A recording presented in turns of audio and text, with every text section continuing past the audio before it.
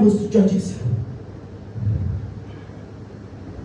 I'm speaking to every parent, both pastors' children, and both deacons' children, elders' children, deaconesses' children. I'm speaking to everybody. Now, there's something the Bible said in Judges chapter 17. Let's just read verse 1. Or let's read 2. Let me read 1 and 2. There was a man from the hill country of Ephraim, whose name was Micah. And he said to his mother, the 1,100 shekels of silver that was taken from you, that which you caused, and also spoke about in my hearing, behold, I have the silver with me. I took it, and his mother said, be unto you by the Lord, my son. Now, from this thing we said now, we found out that this boy was actually trained by the mom. Listen to this. The mom trained the boy in such a way that he doesn't steal he doesn't take what that doesn't belong to him. He took 1,100 silver. And the Bible said, when his mother began to curse, who took it? The boy said, I heard you saying it is me that took it. Well, there is something that happened. Something I never knew that was existing in the Bible. The Bible continued to talk about this boy. How this boy took this silver. And the mom took it to the silversmith. And they made an idol out of that silver. There are so many parents who are listening to me, who, if you don't train your children, now I'm talking about these children that are all into all these evil things that are happening around. If you don't train your children, these ones will be the ones that will help train them for you. Now the Bible talked about this Micah, how the mother made an idol for him. The same mother who told him not to steal, but introduced him to idolatry. Made an idol. And remember, when your mother or your father gives you the power to go and steal, you break everything you see there. The mother gave him an idol. There is nothing again you pray that you hear. Do you know who was the culprit who fell under these demonic powers, under this demonic thing they were doing? The child of the pastor. Now, if you go to Judges chapter 13, okay. Excuse me. Let's read 7, then I go to 18. Now there was a young man in Bethel of Judah, of the family of Judah, who was a Levite, and he sojourned there. And the man departed from the town of Bethlehem, and when he saw, finally, verse 9, and Micah said to him, from where do you come? And he said, I am a Levite of the Bethel in Judah. I go sojourning where I find a place. And now the Bible said, and Micah said to him, dwell with me, verse 10, and be with me a father and a priest. And to me, a father and a priest. And I will give you 10 pieces of silver each year, a suit of clothes, and your living. So the Levite went in with him. And the Levite went in with him. Please, let's find out who this Levite is, who this priest is. Let's go to Judges 18:30.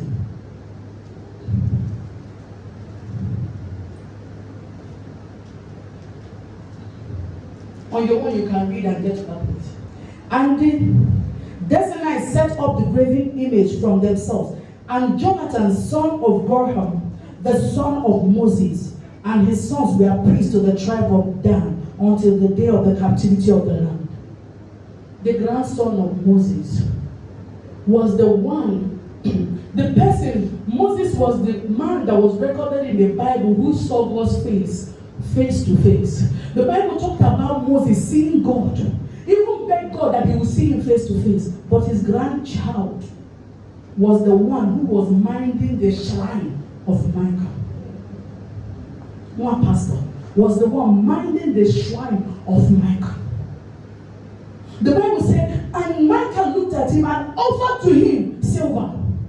These are who boys, how do you think they get these people? All these occultic boys who their parents refuse to train well. How do you think they get your children in the school when they go back to school? It's when they begin to offer them those things that you refuse to offer them.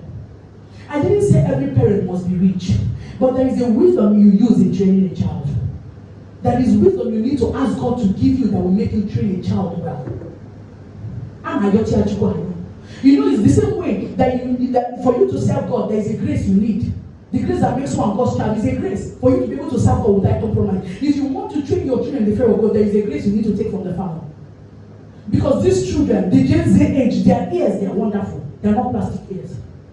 The Bible said, the son of the man who saw God face to face, the one who wrote 10 commandments, the grandson was the one who he called and gave silver and gave a suit of clothes and gave him his yearly allowance and said, come and mind the altar for me. The son forgot everything the parents taught. And I asked, who is the mother of Jonathan?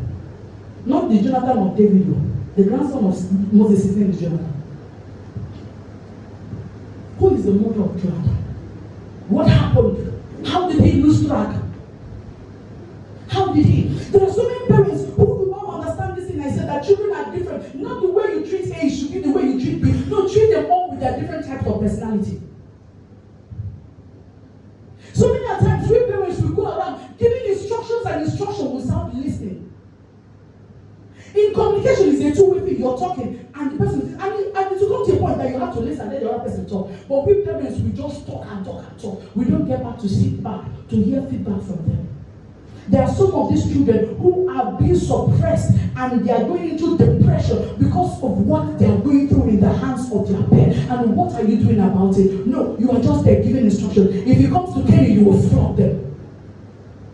You think Cain can touch these children? The children of this generation, no, the Cain do not touch them. If you want to get them easily, better sit down and start asking God for the grace and wisdom to train them. And remember, not how you train your first child is how you train the other one. They are different with different personalities. There are some you need to shout, there are some you need to be calm, there are some you need to go into dialogue. And that time you need dialogue. No, don't shout. It won't work for me. Thank God for the wisdom you gave my father. Now, I think is it 71 or 72 days of my father, I was asked to come and talk. I told Papa that I'm standing here today carrying mic is because of the question you answered that day. If you hadn't answered it in the right way, that would be the end of your life. So many parents, your children will come with very striking questions and you begin to curse them out. I didn't tell you I had a boyfriend yet. I have not had one. I didn't get one yet. I have not gotten one. I just asked you a question. And you're there cursing me out as if I have done it. And you start telling me that one day I'll get pregnant. Then how will that child serve your God? Now the Bible told us how the mother of Micah taught him some ways, but remove the fear of God from him. Taught him not how to stay, but remove the fear of God. And the culprit of the whole action of the mother was another man's child. Some of these young boys go to the shrine and they tell the native doctor that you take their manhood. And who is the culprit of the marriage of tomorrow is your daughter who has refused to serve God. We end up marrying those people. And they will say they haven't given birth.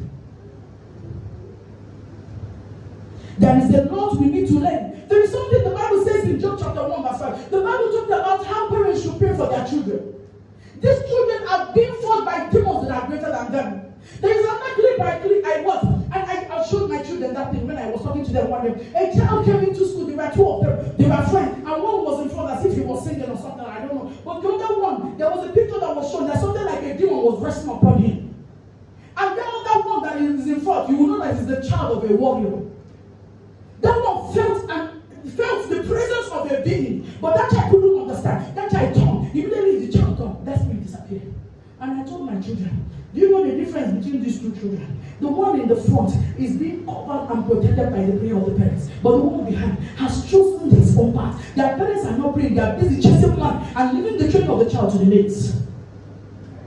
When there is an arrow missing in your quiver, you will be standing at the city gate, you will be blabbing, you will be there missing words when your enemies come. The Bible says, blessed is the man whose quiver is filled with them. That means there should be no missing one among them. The Bible